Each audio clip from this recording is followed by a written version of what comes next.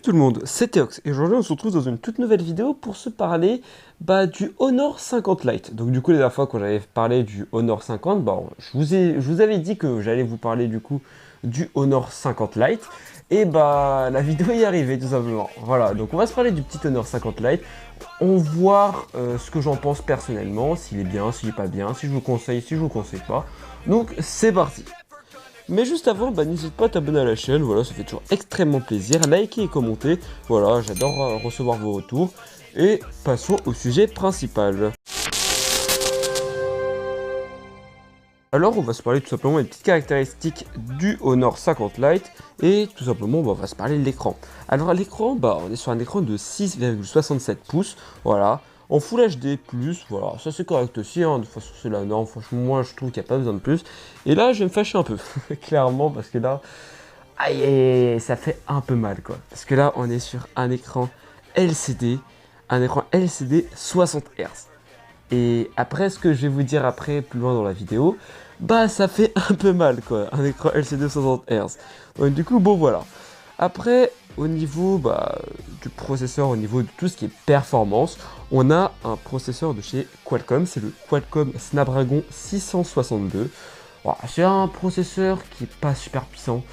Voilà, moi j'avais à titre personnel pu avoir le 765.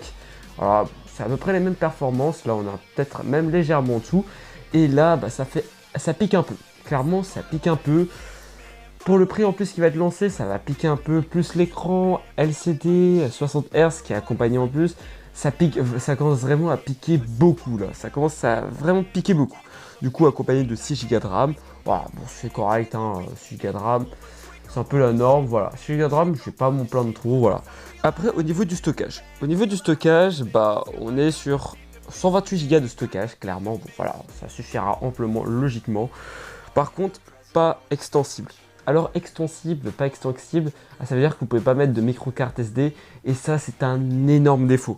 Pourquoi? Parce que tout simplement, si vous voulez vraiment prendre ce téléphone-là en particulier, en fait, si vous avez besoin d'une version avec plus de stockage, c'est ciao parce que finalement il n'y en a pas une version avec plus de stockage. T'as du 128 et point barre. Clairement, voilà, c'est un peu dommage. Voilà, c'est dommage quoi. Je trouve pour le smartphone, c'est très très dommage. Bon, il est compatible aussi OTG. Bon, voilà, ça on s'en fout un peu. Voilà. Après, au niveau de l'appareil photo. Alors, ce smartphone-là possède un quadruple objectif photo. Donc, du coup, on a un capteur principal de 64 mégapixels, un ultra grand angle de 8 mégapixels et deux objectifs de un en profondeur et un autre en macro de 2 mégapixels tous les deux. Voilà, c'est des objectifs que c'est plus pour le marketing qu'autre chose. Voilà, pour ajouter des capteurs, voilà, clairement, je vous le dis. Mais bon. Après, avec ce téléphone-là, on est capable de filmer jusqu'à de la 1080p 60 fps. Bon, ça m'étonne pas vu le Snapdragon 662. Ça m'étonne pas du tout, clairement, je vous le dis clairement. Voilà. Pas de stabilisation sur ce téléphone-là. Et capteur frontal de 16 mégapixels. Bon, ça c'est la norme aujourd'hui aussi. Ça suffira amplement pour prendre des selfies. Voilà, ça c'est propre. Il n'y a pas besoin de s'inquiéter pour prendre des selfies. Ça vous donnera pour prendre des selfies pour Instagram, Snapchat et tout ce que vous voulez.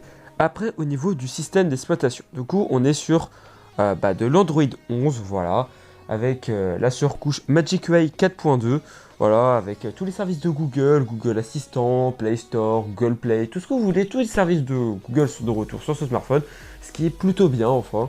Voilà, c'est propre en vrai, donc c'est plutôt pas mal. Voilà, ils ont réussi à récupérer les services de Google et c'est plutôt pas mal pour la marque. Alors, au niveau des réseaux, donc du coup, ce smartphone-là n'est pas compatible 5G, donc du coup, il est que compatible 4G, Wi-Fi 5, et du coup Bluetooth 5.0, voilà, ça c'est plutôt pas mal, hein. C'est la norme, hein. Ce téléphone là ça m'étonne pas qu'il soit pas compatible 5G. C'est pas parce que pour le prix justement j'aurais trouvé plus judicieux qu'il soit compatible 5G, là c'est clairement pas le cas. Bon, après pour le reste Wi-Fi 5 et Bluetooth 5.0, vu que le processeur n'est pas 5G, ça m'étonne pas trop. Donc du coup bon voilà. Après au niveau des connectiques, déjà d'une, il est compatible USB type C, voilà, donc c'est du USB type C. Il a une prise jack, donc ça aussi c'est plutôt propre, voilà. Après, bon, il est compatible NFC, et voilà, et tout ça. Pour ça, c'est plutôt pas mal aussi. Donc ça suffira amplement, voilà. Après aussi, il faut savoir qu'il possède qu'un seul haut-parleur. Donc du coup, bon, ça c'est vraiment dommage pour la stéréo et la spatialisation. Bah, c'est ciao, quoi. On oublie clairement, c'est ciao. Après, au niveau des sécurités de ce smartphone, donc déjà, premièrement, on a un capteur d'empreinte digitale situé en façade. Donc, du coup, pour moi, c'est la meilleure, c'est l'endroit où le capteur d'empreinte digitale peut être le meilleur situé. C'est sur le bouton on. Là, c'est vraiment une petite fleur que je leur renvoie parce que c'est pas très souvent. Bah, sur les smartphones, j'ai l'impression de plus en plus avec les écrans AMOLED et de ça. Bon, là, il avait clairement pas un écran AMOLED, donc du coup, bon. Là, je le titille, je le titille. Mais là, bon, du coup, là, il est sur la tranche. Et c'est un choix que je trouve plutôt sympathique parce que j'aime beaucoup ce choix, tout simplement. Voilà, c'est un choix que je trouve plutôt sympathique. Et voilà, c'est un choix que j'adore. Après, bon, il est compatible aussi, du coup, à reconnaissance faciale. Voilà, c'est la norme aussi. Voilà, vous déverrouillez avec notre visage. Ça, c'est super. Après, au niveau de la batterie. Alors, au niveau de la batterie, bah, on est sur une batterie de 4300 mAh. Voilà, c'est une batterie qui tiendra sûrement la journée avec le processeur. Faudra pas pousser énormément le processeur à fond non plus parce que sinon c'est ciao ciao la batterie aussi. Ça je sais clairement comment ça tourne sur le... J'avais le même problème sur le Snapdragon 665. Bah, quand tu l'utilises pas trop ça va, mais quand tu commences à lui donner des charges intensives, bah c'est ciao ciao la batterie.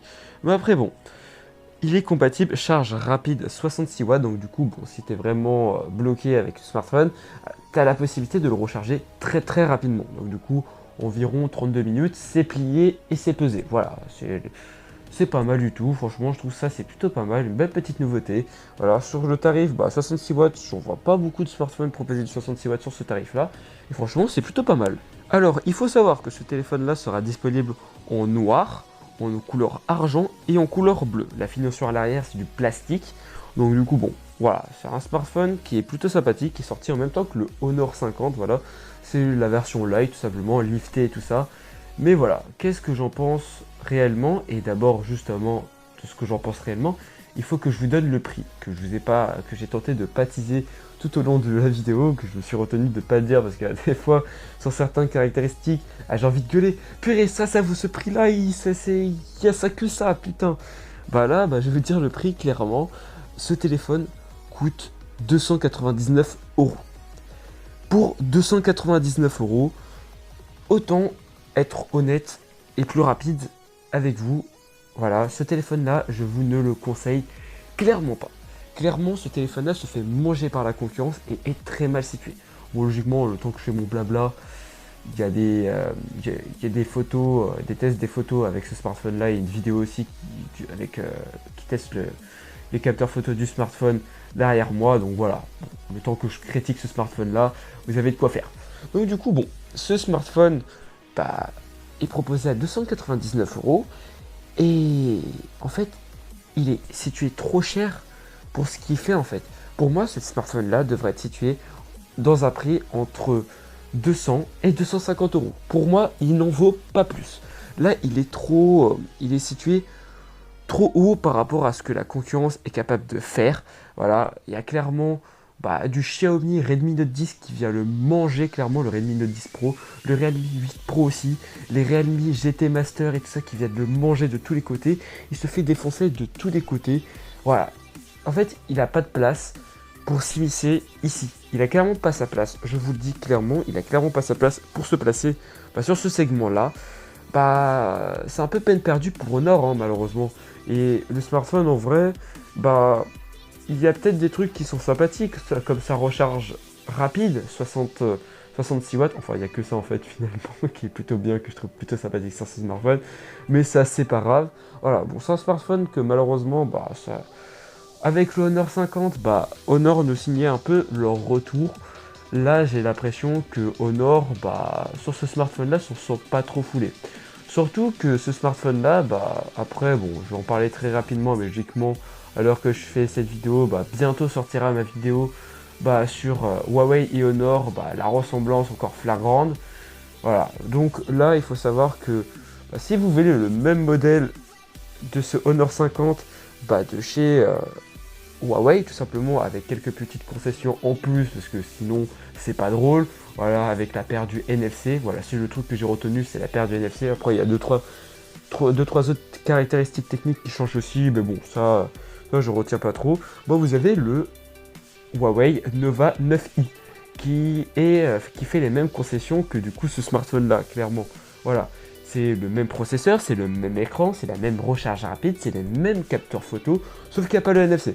Voilà, voilà, il faut s'arrêter là. Et c'est après comme aussi le Honor 50 normal, hein. Si on regarde le Huawei Nova 9, bon, c'est à peu près le même smartphone, à part qu'il est bridé du coup avec... c'est le même processeur, mais du coup il est bridé en 4G.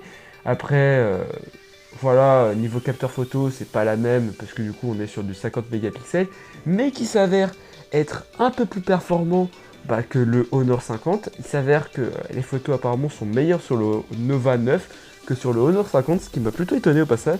Mais bon voilà, c'est un smartphone, revenons au fait, hein, le Honor 50 Lite n'est pas du tout un bon smartphone, je vous le dis clairement. Il n'est pas bien positionné et malheureusement, ça va lui porter préjudice, je pense, à l'avenir. En tout cas, bon, j'ai tenté de répondre au maximum. Quand par exemple il y a un smartphone qui me plaît pas et que je le présente quand même, hein, je vous le dis que le smartphone ne me plaît pas. Je suis 100% honnête avec vous et je vais pas tenter de chipoter sur quoi que ce soit pour vous dire que bon, le smartphone me plaît alors que non, alors que c'est complètement faux. En tout cas, bon voilà. Si ce genre de vidéo te plaît, n'hésite pas à t'abonner à la chaîne, voilà, ça me fait extrêmement plaisir. Liker et commenter, voilà, ça fait extrêmement plaisir. Faire un petit tour sur ma chaîne Teox 2.0 où je fais du gaming et tout ce qui est réaction. Et moi je te dis à la prochaine. Bye.